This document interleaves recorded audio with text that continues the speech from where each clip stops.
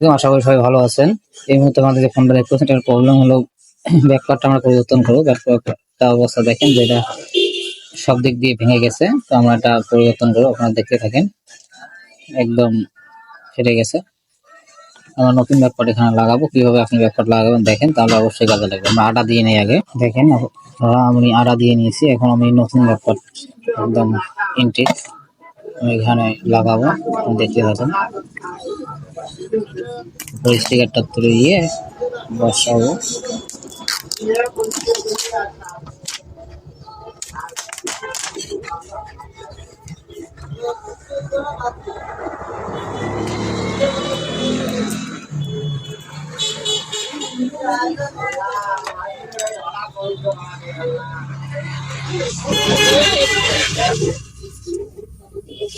দেখেন আপনারা সবাই একদম